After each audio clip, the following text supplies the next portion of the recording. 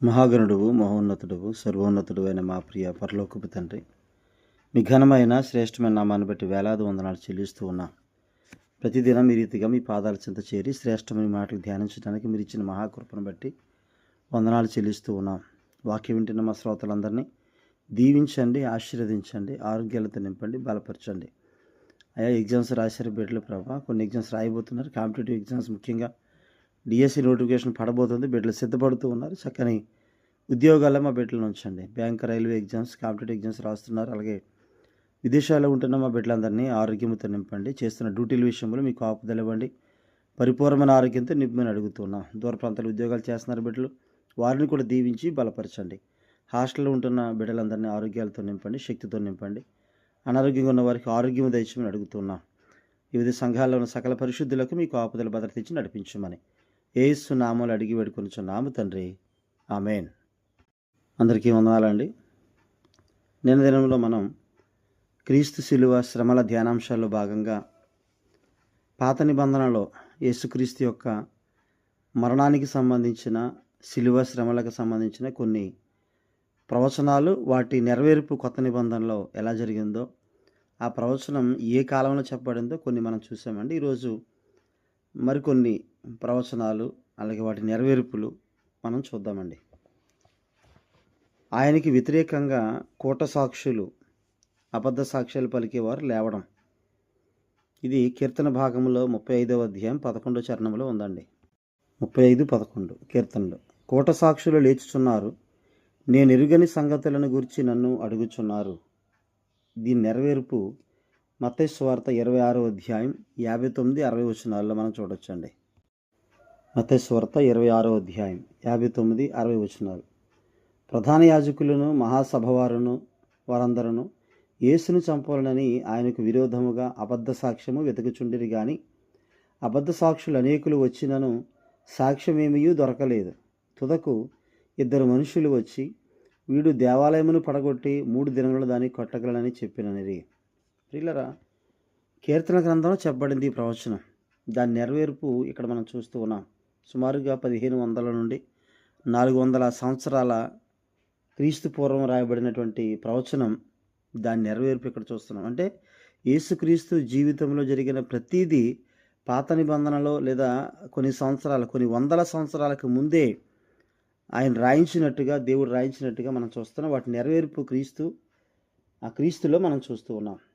ఇది 6వది. ఇక 7వది, నింద మోపు వారి ఎదుట ఆయన మౌనంగా ఉండటం. నింద మోపు వారి ఎదుట మౌనంగా ఉండటం. యెషయా గ్రంథం 53వ అధ్యాయం 7వ వచనం అండి. యెషయా గ్రంథం 53:7. అతడు దౌర్జన్యము నొందెను, బాధింపబడినను అతడు నోరు తెరవలేదు. వధకు తేబడు గొర్రెపిల్లయు, బొచ్చు కత్తిరించు వాని ఎదుట గొర్రెయు మౌనముగా నుండినట్లు అతడు నోరు తెరవలేదు. నింద మోపు వారి ఎదుట మౌనంగా ఉండటం. యెషయా గ్రంథం క్రీస్తు పూర్వం 792-722 ఆ మధ్యకాలంలో రాయబడినటువంటి గ్రంథం ఇది. దాంట్లో అంటే యేసుక్రీస్తు జీవితంలో జరిగేటువంటి సంఘటన సుమారుగా ఒక 800 సంవత్సరాలకు ముందే రాయబడినట్టుగా మనం చూస్తున్నాం. దీని నెరవేర్పు యెషయా గ్రంథం 53:7లో ఉన్న ఆ ప్రవచనం యొక్క నెరవేర్పు మత్తయి సువార్త 27వ అధ్యాయం 12వ వచనంలో మనం చూడొచ్చండి. మత్తయి సువార్త 27వ అధ్యాయంలో 12వ చరణంలో,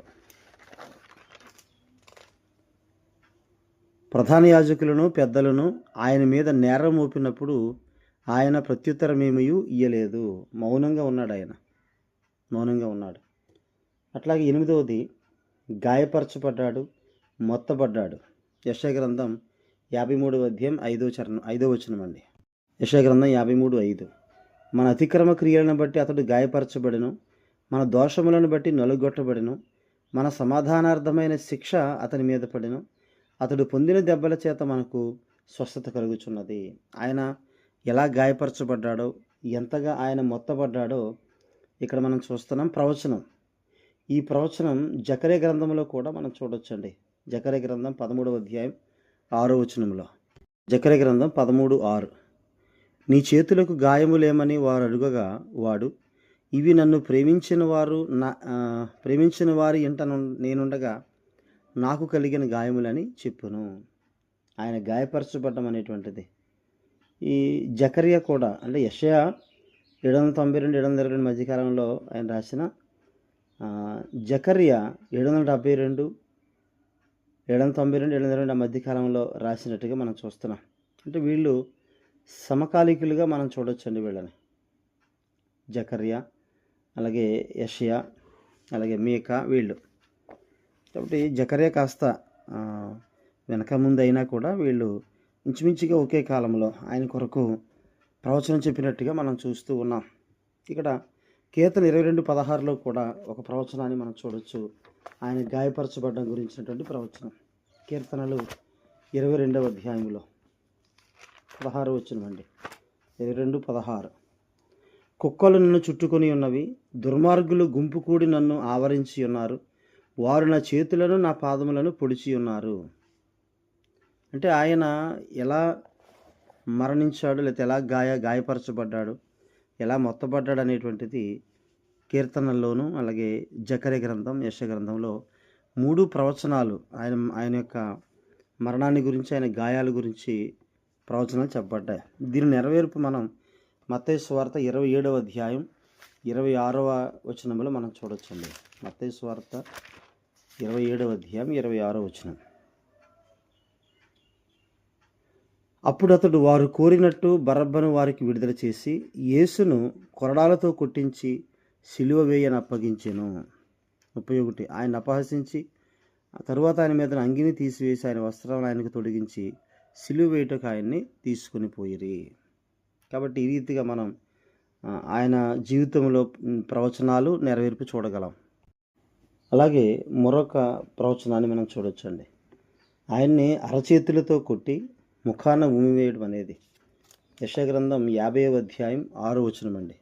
యెషయా గ్రంథం 50:6 కొట్టువారికి నా వీపును అప్పగించి తిని, వెండ్రుకలు పెరిగివేయి వారికి నా చెంపలను అప్పగించి తిని, ఉమ్మివేయి వారికిని అవమానపరచబడిన వారికిని నా ముఖము దాచుకొనలేదు. కొట్టే వాళ్ళకి వీపాకు అప్పగించాడు ఆయన. అరచేతులతో కొట్టి వారికి, వెంట్రుకలు పెరిగివేయ వారికి, ఉమ్మివేసే వారికి, అవమానపరిచే వారికి ఆయన ముఖాన్ని దాచుకోలేదని చెప్తున్నాడు. మీకా 5:1లో కూడా ఒక ప్రవచనాన్ని మనం చూడొచ్చండి. మీకా గ్రంథం 5వ అధ్యాయం 1వ వచనం. అయితే సమూహములుగా కూడుదానా, సమూహములుగా కూడుము, శత్రువులు మన పట్టణం ముట్టడి వేయుచున్నారు, వారు ఇశ్రాయేలీయుల న్యాయాధిపతిని కర్రతో చెంప మీద కొట్టుచున్నారు. అరచేతితో కొట్టడం, ముఖాన్ని ఉమ్మివేయడం ఇవి యెషయా గ్రంథం, మీకా గ్రంథంలో ప్రవచనాలుగా మనం చూడవచ్చండి. వీటి నెరవేర్పు మత్తయి సువార్త 26వ అధ్యాయంలో 67వ వచనం అండి. మత్తయి సువార్త 26వ అధ్యాయంలో 67వ వచనం మనం చూడవచ్చండి. అప్పుడు వారు ఆయన ముఖం మీద ఉమ్మివేసి ఆయనను గుద్దిరి. కొందరు ఆయనను అరచేతులతో కొట్టి, క్రీస్తు నిన్ను కొట్టినవాడెవడో ప్రవచింపమని చెప్పిరి. అంటే ఆయన్ని వేళాకోళం చేస్తున్నారు, అవమానపరుస్తూ ఉన్నారు. అలాగే లూకాసు వార్త 22వ అధ్యాయం 63వ వచనంలో కూడా, లూకాసు వార్త 22:63 అండి. ఇక్కడ కూడా ఆ ప్రవచనం యొక్క నెరవేర్పుని మనం చూస్తూ ఉన్నాం. యేసును పట్టుకొనిన మనుషులు ఆయనను అపహసించి కొట్టి ఆయన ముఖము కప్పి, నిన్ను కొట్టినవాడెవడో ప్రవచింపమని ఆయనను అడిగి ఆయనకు విరోధముగా ఇంకనూ అనేక దూషణ వచనములాడిరి. ఈ రీతిగా వాళ్ళు ఆయనను అవమానపరచడం, ఆయన్ని ఇబ్బంది పెట్టడం అనేది మనం చూస్తూ ఉన్నాం. పదవదిగా ఆయన దూషణ పాలవడం అంటే ఆయన్ని ఎక్కువగా వాళ్ళు దూషించడం అనేటువంటిది కూడా ఇక్కడ మనం చూస్తూ ఉన్నాం. కీర్తన 22వ అధ్యాయంలో 7-8 చరణాలండి. కీర్తనలు 22వ అధ్యాయం 7-8 చరణాల్లో మనం చూస్తే, నన్ను చూచువారందరూ పెదవులు విరిచి తల ఆడించుచు నన్ను అపహసించుచున్నారు. యెహోవా మీద నీ భారం మోపుము, ఆయన మనల్ని విడిపించునేమో, వాడాయనకి ఇష్టుడు కదా అని, ఆయన మనల్ని తప్పించునేమో కదా అని అందరూ ఆయన్ని అలా అవమానపరచడం, అలా ఎగతాళి చేయడం అనేటువంటిది మనం చూస్తూ ఉన్నాం. దీని నెరవేర్పు మత్తయి సువార్త 27:31లో, అంటే ఆయన్ని దూషించడం, అపహసించడం. ఆయనను అపహసించిన తర్వాత ఆయన మీదనున్న అంగిని తీసివేసి ఆయన వస్త్రములు ఆయనకు తొడిగించి సిలువేటకు ఆయన్ని అప్పగించిరి. ఇలాగ మనం కొన్ని ప్రవచనాల నెరవేర్పులు చూడొచ్చండి. దేవుడు తన పరిశుద్ధ వాక్యం దీవించునుగాక. ఆమేన్.